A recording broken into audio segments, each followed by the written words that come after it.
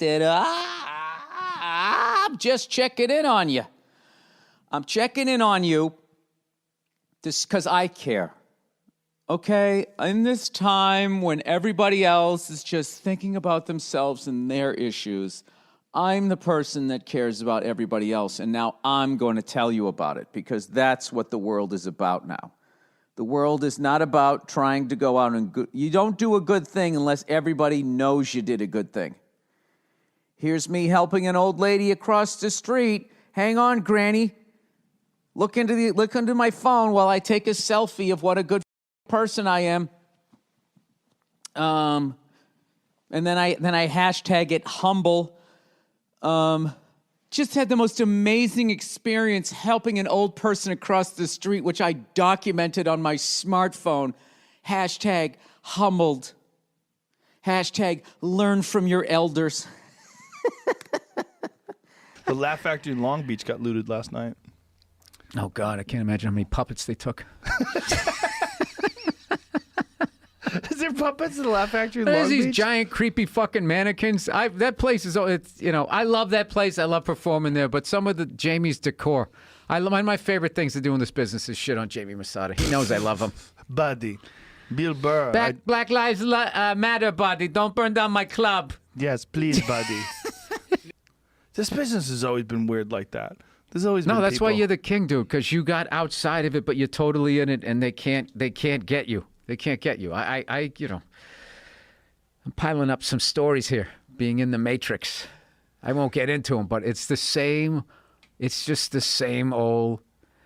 Corporations only know how to do business one fucking way, and it's just they push their advantage. They push their advantage. They have their leverage, and they want the biggest slice of the pie. That's what they do. I don't have a problem with that. It's when they go beyond that and they just straight up steal. Are they stealing from you right now? Everybody does. Every time you get in business with like corporate guys, this is how it works. It's like the check. Okay, we're in business to make money from them, and then you get in business with them, and then the check goes to the corporate guy, and then you get your cut off of his checkbook. So right there, I am immediately in a situation where there's no way I can steal from him, but he can rob me fucking blind. Right. And you can add a bunch of expenses onto things that... Front-end load expenses to make it look like they're losing money. And That's Hollywood accounting. Yeah. No, it's stealing. It's stealing is what it is. They just call it Hollywood accounting. Yes. But it's not Hollywood accounting. It's corporate accounting. It's scumbag accounting. That's just... And it's how they do it, and they sleep at night, and then they always ask, oh, that's over in the accounting section of the building, not over here where me and my yacht are. I'm like artist friendly. I majored in fucking liberal arts in college. Well, what was really interesting when podcasts started to take off, they started to try to get in with the old model and weasel into podcasts and buy pieces of podcasts. And like if you come on my network. Your deal is if you think the fucking industry is going to sit back when they didn't get to wet their beak on that thing, I'm going to tell every young comic when we get back to this shit, is what they're going to do now is what the music industry did, where they started signing straight across the board deals. They're going to get some young kid who's got no power in the business, and it's just like, we'll help you create a podcast. So we're signed with so-and-so, blah, blah. And what they're going to do is they're going to own the podcast. The advertising money is going to go to them, and they're going to rob them fucking blind. 100%. They're going to 100% going to fucking steal from them, rob them fucking blind, and then when they get audited and they get caught stealing, they're going to label that kid, that young comic, difficult to work with, meaning difficult to steal from. It's already happening. Yeah. I know guys young guys, I won't name any names, but they've come up to me and go, hey, I'm signed to this management company. They want to sign me, but they want a piece of my podcast. No. They want a piece of this, and they want it There's in no perpetuity. reason. There's no reason. Yeah. You got to tell people that, dude, because you got to tell. I tell you got to tell people. Don't give up anything. Don't give up anything. Don't ever. It's all you. It's all because they're not going to do anything for you. What they're going to do is move the ball quicker that first fucking 2 years, and then the rest is all going to be you. If you just hang in there and struggle a little bit, like you got to grind. You just got to hang in there and keep going. I mean, I got a lot of offers to buy half of the podcast or to buy, and nothing. I won't do it. I'll never do it. But then Spotify came along and they said, we'll give you a licensing deal. So just put it on our network for 3 months, but you still own it. Right. I'm like, all right, we're in. And that's why we did it that way. But this comic that I won't name, He was telling me that this management company, they wanted to sign him. They wanted to own a piece of his podcast forever. And I'm like, And that what is that fucking eventually will crazy. become, because what they're going to look at it is they're going to make it like if you started a podcast while you were with this manager or while you were with this agent, it'll be like back in the day when you booked a sitcom. Exactly. And then if you left the agency or the manager throughout the lifetime of that sitcom, you owed the commission to them. Exactly. But back then, that you needed them to do that. You don't need them for the podcast, but they're going to do that. So then you're going to leave this manager, and then for the rest of your fucking life, you're going to be paying this never-ending alimony. Yeah. I mean, there'll be guys eventually, they'll try to take 50, 60, I own your podcast. Yeah. Managers will start, agents will start podcast networks because there's nobody regulating them to not do that anymore. I got an seems. offer just 5 years ago from a company that was a radio company. They wanted 50% of the podcast. They were going to give me no money. They wanted 50% of the podcast just to be associated with them. And they're like, we're going to pull together all these advertisers and it's going to help your revenue. No. 50%. So No. but and they that's never the same deliver with model. what they say they're gonna, and then can't. they come They in and can't. they gut the thing. Well, the beautiful thing about podcasts is podcasts all get big on word of mouth. Like, I've never advertised this podcast. I never did anything with it. Right. I never bought billboards or put ads up anywhere. It's just from word of mouth. And the way other podcasts grow is people get on people's podcasts and they say, hey, you listen to Bill Burr's podcast, Monday Morning Podcast, fucking hilarious.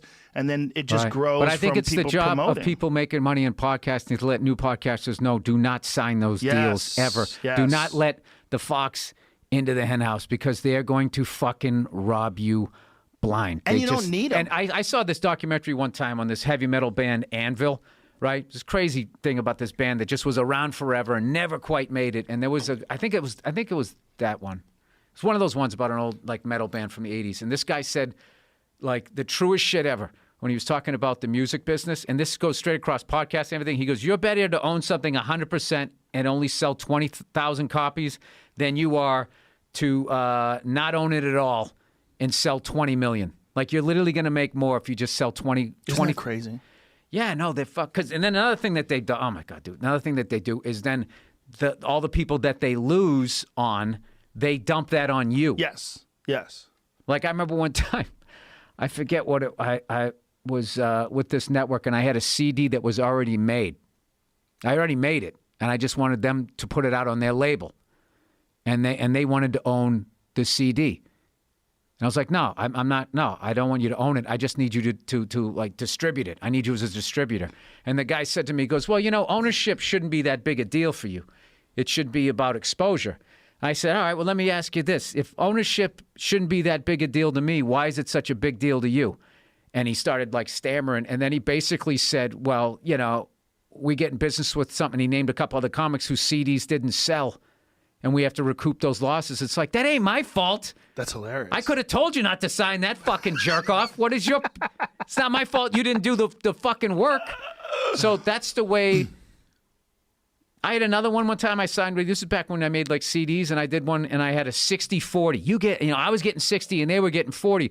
But their 40 was off the gross. Mine was off the net. And all expenses for the album was on me. It's like, I thought we were doing this together. Every fucking thing, the artwork, printing it, all of that, all of those expenses came to me. And in the end, that 60-40, 60 net, 40 gross, they made way more money than I did. It's just how you're like, oh, okay, well, I'm getting $6 on every 10. Yeah, plus, but anything... It's just hilarious that they would come up to you and tell you that we did some deals with some other comics. Dude, I and got in it business wasn't one time to make this profitable. TV show, and the fucking guys sends the bill for the whole fucking thing. I shouldn't be saying that, but this is a while ago, right? The guy was going to bill us $2,500 a month to use his copier machine, and another, I don't know, $4,500 to use his editing. It's like, dude, we have both of those things. We don't need those. Let's take that money and put it on the screen. We're trying to get this thing to go, and the guy, like, it's the funniest shit ever. He goes, like, I'm insulted by those questions or something like that, which is my favorite thing ever. the offend, like, what is the, like, the I don't know. You're a fucking thief, and you actually have the audacity to be, like, taken aback, like fanning yourself. Like, I can't believe it's like, how many fucking shows are you charging $2,500 a month to go, fucking... Use your copy machine. Yeah. That's a lot of money. That's rent for a nice apartment.